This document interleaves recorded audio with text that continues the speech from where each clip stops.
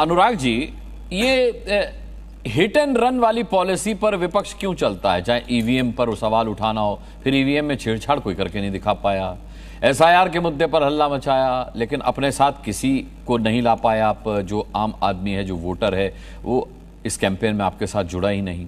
अब सवाल यह है कि आप एक ऐप को, संचार साथी को लेकर के सिर्फ ये र्यूमर फैला रहे कि भाई आपकी निजता का हनन हो जाएगा। आप कोई उदाहरण नहीं दे पा रहे कि उससे निजता का हनन कैसे होगा, या किसी का हुआ है या नहीं हुआ है। मंत्री जी कह रहे हैं कि आप डिलीट कर दीजिए। उस पर अभी कंफ्यूजन है कि वो कंपनी जो के साथ जो मोबाइल आएगा उसमें इनबिल्ट आएगा या नहीं आएगा, डिलीटेबल होगा या नहीं होगा। इन तमाम सारे जवाबों के मिले बिना आप कैसे इल्जाम लगा सकते हैं कि भाई ये ऐप हमारी निजता के लिए हानिकारक होगा? वो तो वही बात हो गई ना। हाँ, हमें उनसे वफा की उम्मीद है जो वफा क्या है जानते ही नहीं। तो सवाल है, भारतीय जनता पार्टी इतना, उनका जो काम करने का तरीका, जनता इतना विश्वास खो चुकी है भारतीय जनता पार्टी, क्योंकि वो कभी सच बोलती नहीं है। झूठ और जुमले की पार्टी आप बोलोगे तो लोग कहेंगे भारतीय जनता पार्टी।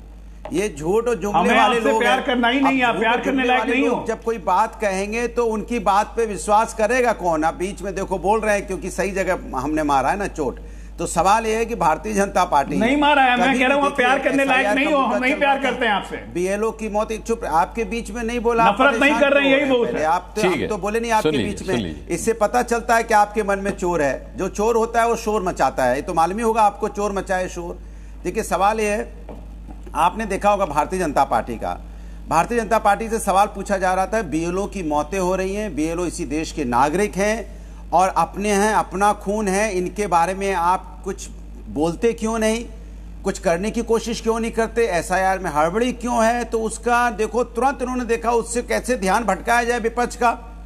तो ये संचार साथी लाए। अब ये जिंदगी के, आम आदमी की जिंदगी में संचार करना चाहते हैं। भाई आपकी पर्सनल लाइफ में आप संचार क्यों करना चाहते हैं? हमको आपकी पर्सनल लाइफ में किसी को संचार की जरूरत नहीं है। सब पूरी तरह से पर्सनल लाइफ में खुश हैं, आप क्यों घुसना चाहते हो भाई? अरे आप कहते हो फिर कि जिसको मन हो वो इसको डिलीट कर दे, तो फिर आप डाउनलोड करके देख क्यों रहे हो भाई?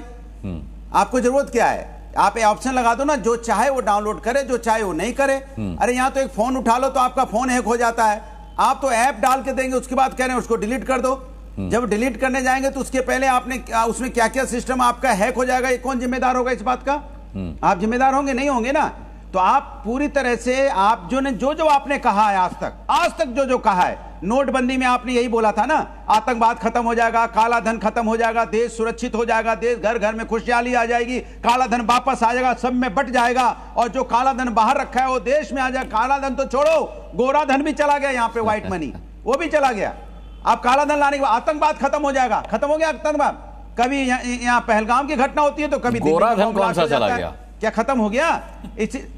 वही व्हाइट धन जिसको बोलते हैं आप, काला धन व्हाइट धन आपका क्यों लेके भागे? नहीं, कोई 5,000 करोड़ लेके भाग गया, कोई 2,000 करोड़ लेके चला गया, फिर वो लौट के ही नहीं आ रहे हैं। सवाल यह है कि भारतीय जनता पार्टी से मैं बस इतना सा ही पूछना चाहता हूं, मेरा सीधा सा सवाल है, आप इतना विश्वास खो चुके हो क्योंकि आप आज पार्लियामेंट में विश्वास नहीं रखते। मजेदार तो बात है, कहेंगे पार्लियामेंट चलनी चाहिए, पार्लियामेंट ने जब विपक्ष पार्लियामेंट चलाने लगता है फिर 150 सांसदों को निलंबित कर देते हैं पार्लियामेंट से और बिल पास करते हैं। बताओ, आप पार्लियामेंट की जो पार्लियामेंट की प्रक्रिया उस पर विश्वास नहीं करते। अगर पार्लियामेंट के अंदर में जब 150 सांसदों का निलंबित कर देंगे उसके बाद आप बिल पास करेंगे तो आपकी विश्वसनीयता कहां रहेगी देश के अंदर में? आप जो लोकसभा से चुने हुए सदस्य उन पर भी विश्वास नहीं है आपको, उनको ही पार्लियामेंट से बाहर। आप चाहते हो पार्लियामेंट में अकेले रहें, जो मनाए हम बिल पास कर लें, जो मनाए हम अपना चला लें, तानाशाही रवैया अपनाना चाहते हैं। आप लोकतंत्र में विश्वास कहां रखते हो? उसके लिए संचार साथी ऐप लॉन्च करने की जरूरत थोड़ी थी। इस काम के लिए सरकार को संचार साथी की जरूरत थोड़ी थी।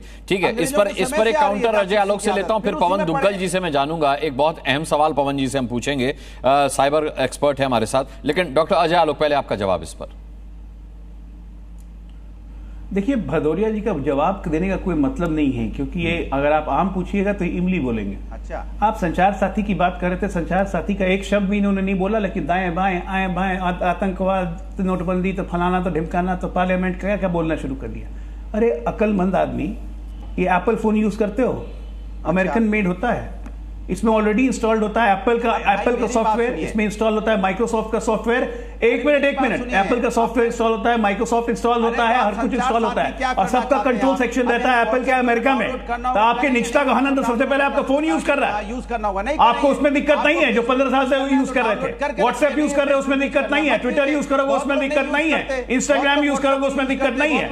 लेकिन स्वदेशी आपसे चिढ़े बिना जाने हुए से बोलना है, आप क्यों जबरदस्ती बिना जाने हुए बोलना है, बस आपको इस्तेमाल जानकारी रहे चाहे नहीं रहे, लेकिन बोलना जरूरी है। बकबक करिए, चोर क्यों है? करिए बकबक, आप क्यों जबरदस्ती थोपना चाहते हो? बकबक करिए, निजता का हनन क्यों करना चाहते हो आप? ठीक है, कमाल की बात कर रहे हो। अब निजता के हनन के सवाल पर मैं पवन दुग्गल साहब को लाता हूं डिबेट में। मुझे नहीं पता, डॉक्टर की डिग्री होती तो झूठ नहीं बोलते। मुझे तो डिग्री पे भी शक है आपके। आप कमाल की बात कर रहे हैं। मैं आपसे पूछ रहा हूं कि एप्पल फोन की बात कर रहे हैं आप। मैं आपसे पूछता हूं व्हाट्सएप यूज करना होगा तो आप डाउनलोड करोगे? नहीं, एप्पल यूज करना नहीं करोगे, नहीं करोगे। एप्पल यूज करना, अगर आप डाउनलोड करोगे तो करो, नहीं करोगे तो आप ट्विटर मत यूज करो। किसने आप, कोई जबरदस्ती तो है नहीं। एप्पल नहीं, एप्पल करना चाहते हो भाई? आप क्यों जबरदस्ती करना चाहते हो? ठीक है, पागल हो गया आदमी। अच्छा नहीं, व्यक्तिगत नहीं, तो नहीं चलेगा।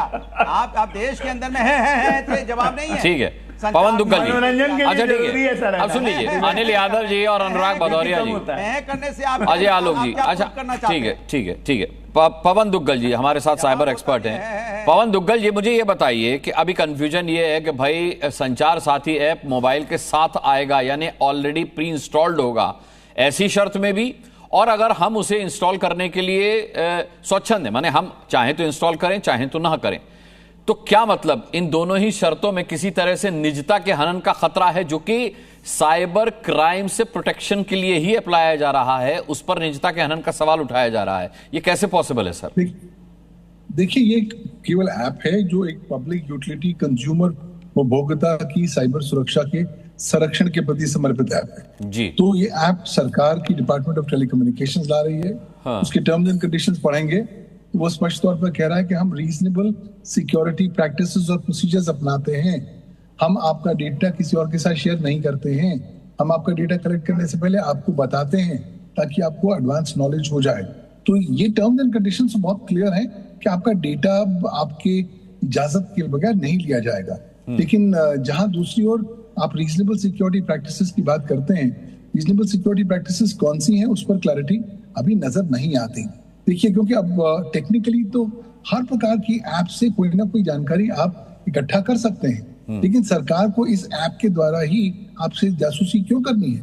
सरकार के पास तो लेजिटिमेट इंटरसेप्शन, लॉफुल इंटरसेप्शन की पावर मौजूद है सेक्शन 69A भारत की इंफॉर्मेशन टेक्नोलॉजी एक्ट में। और मुझे लगता है जब आप स्पष्ट तौर पर कह रहे हैं कि डिपार्टमेंट ऑफ टेलीकम्युनिकेशंस का ऐप है, Digital Personal Data Protection Act आ चुका है, हमारा पर्सनल डेटा हमारी इजाजत के बगैर नहीं लिया जा सकता, तो हमें इस तरह की शंकाएं नहीं होनी चाहिए। लेकिन फिर भी अगर क्योंकि इतना आप विचार विमर्श हो रहा है, अच्छा है कि क्लैरिटी आ जाए सरकार द्वारा कि साहब आपने क्या क्या रीजनेबल सिक्योरिटी प्रैक्टिसेस और प्रोसीजर्स अपनाए हैं।